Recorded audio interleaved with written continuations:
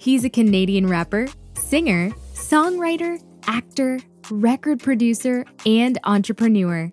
He became one of the biggest rappers on the planet after signing a deal with Lil Wayne's label, Young Money Entertainment. He has a long list of achievements, from founding his own label, OVO Sounds, being the global ambassador for the NBA's Toronto Raptors team, and winning multiple Grammy Awards.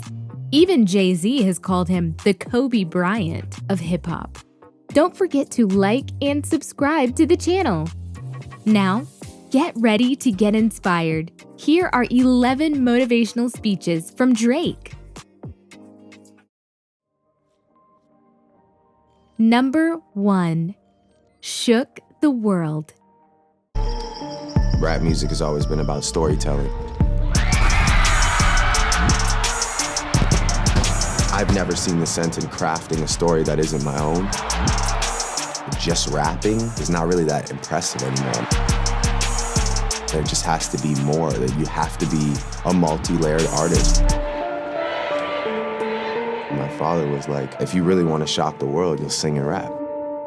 And I was like, you're crazy. This is like the worst idea possible. Worst! Toronto is the reason I do this. All I did was find a way to make people proud of our city.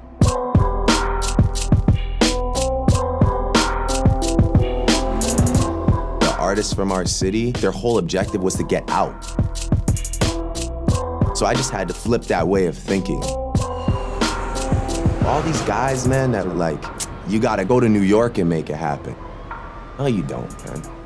That's dead now. Do it the way The Weeknd did it. Do it the way Party Next Door did it. Do it the way I did it, you know? Do it from where you're at. Number 2. In order to be successful. No, I just feel like I wrote that letter to her. I just don't feel like it was a year ago.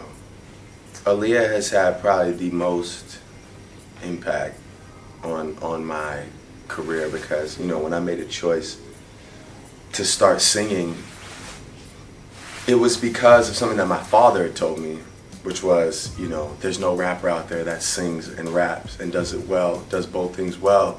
And he's like, in order to be successful, you're gonna need something other than just what everyone else is doing. So when I started singing, you know, I really needed, when I was rapping already at the time, so I had an identity in rap, but when I started singing, I needed something to like reference. I needed someone to be like, well, I want to be like that, you know. And I didn't want it ever to be like a male because then I would sound like that person. So I just found like comfort in all of Aaliyah's music and her melody choices and the things that she talks about and sort of how she always like conveyed these amazing emotions but never got too sappy. You know, she always like kept it G, even as like, I say even as a woman because I feel like women make, you know, very like overly emotional music when they're singing, you know. Number 3. Be yourself. This advice Wayne has ever given me, and it's a constant, it's less of advice and more of a constant reminder, which I love him so much for saying this to me, is, you know, he's always just like, man, please be yourself. Please don't ever try and be me or anybody else. Don't ever go get tattoos. You don't have to dress any different, you know, because I like from the day Wayne met me to now, I haven't changed anything about myself. He met me and he really liked the kid that he met.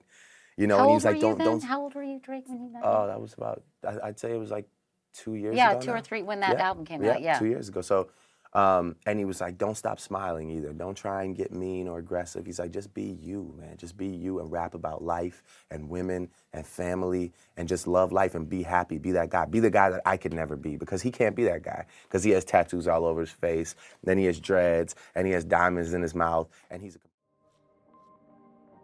Number 4. I use positive inspiration. Active to the rhyming, you seem to be one of the most driven people in hip-hop. Thanks. When you're in the lab, going and crafting the music, is this somebody that you think about from your past that you're like, you know what, for every time such and such gave me a wedgie, or for every time that girl like fronted on me, I do this for that, you know, I do this for that? Nah, it's more the influential people that I know. I don't really think about the people that did negative things to me. I think about the individuals like Wayne, like Ross, like Ye, like the guys that I know. You know, if I take tonight off, I know that one of them is probably in the studio crafting something magical. You know, so I should probably stay a little longer. I should probably not go to the club. I should just, you know, work because I know that there's somebody else working if I decide to go play. You know what I'm saying? So I just use like individuals, you know, and especially like probably one of the most influential people like in that regard obviously is Wayne, but you know as well Jay is one of those guys too. That's one guy like you can guarantee if he's going in there and rapping, it's gonna be something great. So I just use people, you know, I use positive inspiration as opposed to like they're like, oh man, that guy still owes me. Like, nah, I don't, you know, it's all good, man. I'm in a great positive headspace right now. I don't want to give anybody no problems. I don't want no problems. I just want people to like appreciate this music. Number 5. How do I get better? Question. I always want to outdo myself. I always want to outdo everybody else around me. I'm a very competitive person. I'm just quiet about it. I'm not really out there like talking about who I want to outdo. I'd rather just go and outdo it. You know what I'm saying? As opposed to just sitting back and being like, oh, you know, I don't need to tell you who I'm better than or who I'm trying to be better than. I just want to put my music out, and then you tell me who's better than. You know what I'm saying? That's, I mean, yeah. I leave it up to the people, you know. Yeah. And as far as like how do I get better? I push myself really hard. I mean, I have great opinions in the studio, you know, like me, myself, Hush. We all sit in the studio and sorry, me, myself, Hush. That makes no sense. Me, 40, and Hush. I need that drink whenever you guys are ready. So yeah, you know, we all sit in the studio, and I don't sacrifice like, I try not to sacrifice any bar. You know, I mean, I'll sit there on the last 2 lines of a verse for 3-4 days if I need to, you know, just to figure out how to end it. You know, I want it to be cohesive. I always want the beginning of a verse to be strong. I always want the end to be strong. And I really, really, really spend a lot of time on bars, man. You know, luckily for me, melodies come extremely easy, you know, knock on wood, like, but they do. I mean, I that is something that naturally, like, I just get in there and it starts flowing, and by, you know, 40 minutes in, an hour in, I have pretty much the direction that I'm going in. But when it comes to raps, I spend a lot of time on it, man. I'm not gonna say. Number 6. Sharing my life. I'm always just learning about myself, man. That's really what my music is about, you know? So I don't even necessarily know all the time who Drake is. You know, I just take it day by day and learn more as much as I can about myself. And as I learn, I choose to share with my fans. You know, I'm just an artist that isn't scared of being open. So my journey as far as like growing into a man is shared with the people. And I think that just comes from like, my whole life has been like that. You know, I grew up on TV, and I've always just become accustomed to sharing my life with the world, you know? So at least now I get to do it in my own words. I'm not a character, you know, and I have a little more grasp on who I am, so I'm like, you know, I'm more eager to share it now, you know, and I think that, yeah, it's just really about me growing into an artist. You know, me growing into an artist is basically just me growing into a man. Number 7. I make songs about me. More rapping. Whatever, you know.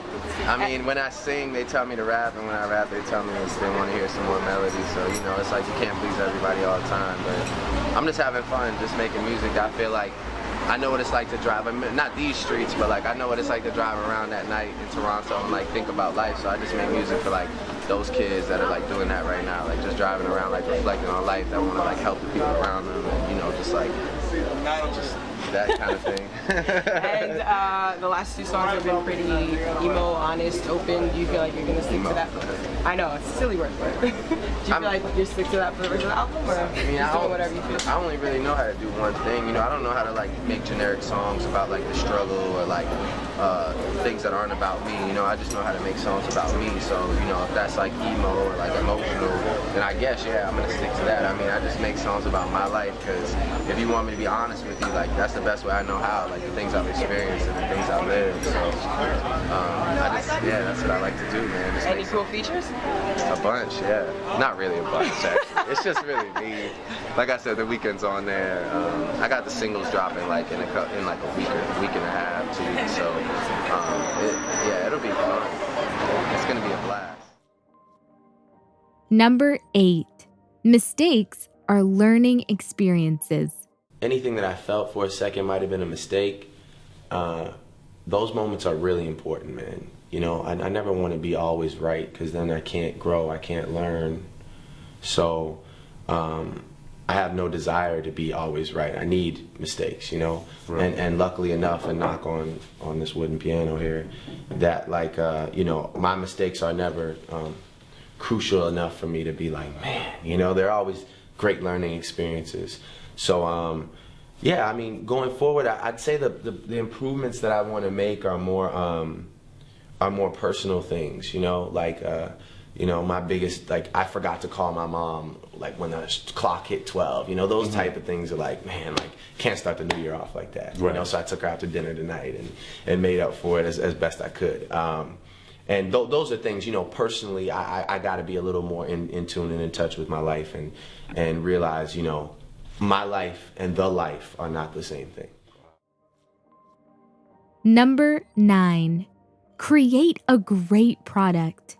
Have to do, or any artist in this room have to do to get noticed by you? That's a great question. I think that for anybody, what you have to understand is like there's a way to exist in this world that's like we've never had it before, but like I strongly believe in the fact that if you have a good product, for the first time ever, there's a way to like get the world to hear your product, and if it's good, you will see the results from it. You understand what I'm saying? Like, there's people that, you know, artists will drop a mixtape, and if that mixtape picks up, you know, whether it's like House of Balloons or Party Next Door, like, he'll get like, I remember seeing when House of Balloons dropped, I remember people being like, yo, I'm in the Netherlands right now listening to House of Balloons. It's like, what? Like, you know, we have such a platform to access the entire world.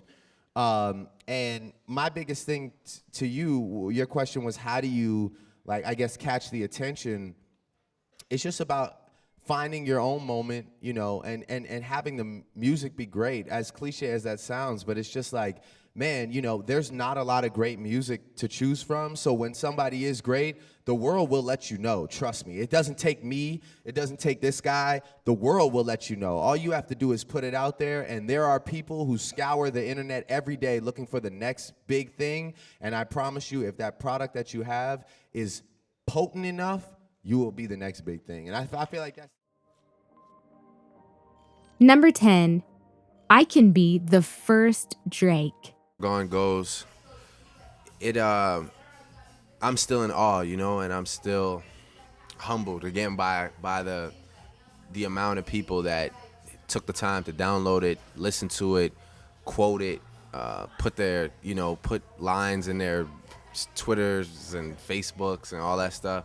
It's something I'm very taken aback by, you know, because I used to be so self-conscious about the strikes against me, like, you know, coming from Canada and being on a TV show and being like, you know, super light-skinned, you know, this is some mad, like, you know, this is things you just be like, oh, is this gonna work? But now it gives me a chance to really accept that I am something different, I am something new, and now it's just I see it more as an opportunity to really be like, well, maybe I don't have to be the next Ye, or I don't have to be the next Wayne. I could just be the first Drake, you know. And I think that's something I'm happy about. And So Far Gone itself was me really doing doing something I felt was necessary. I wanted to give fans information about myself before we embark on this journey together, before I make this album, before I give them product that they have to really support, go out and buy. I wanted to gain their loyalty by telling them a little bit about my life. Number 11. I'm not done yet. They're confused, it's not me. I'm not worried about these other rappers. I'm not competing with those guys. I already know their hand, I know their move. I study everything. I'm worried about the kid that's sitting in his house that wants to be better than me and all those guys.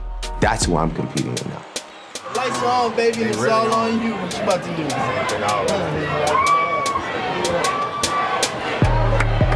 That's how I try to keep pushing this forward. Just to let that kid know that I'm not done yet. Y'all ready to do this tonight or what, man?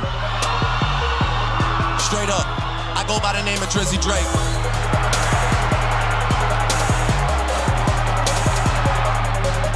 If you have the music, that's all it takes. Present it to the world and the world will tell you if it's worth their time or not. Thank you for sticking around this long. I hope you liked and enjoyed the video. Please comment down below which one was your favorite that you got the most value from. Don't forget to like and subscribe to the channel. For sticking around this long, we have a bonus for you. Always remember to stay inspired and stay motivated. Bonus. I have a long-term vision. I'm definitely like, I'm in this for the long term.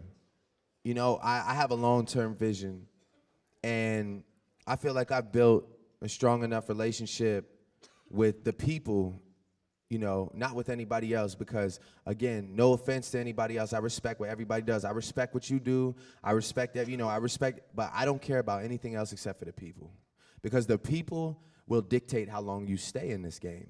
So with that being said, my duty is to give them what they need, what they want. You know, I'm here, like, I work tirelessly to stay on their mind, you know, to give them moments where it's gonna be hard for us to just disconnect or fall apart. You know, I wanna build personal relationships, even if we've never met personally. I wanna build personal relationships, you know. So why I think I'll be here in a decade is just because I'm dedicated to that. Like,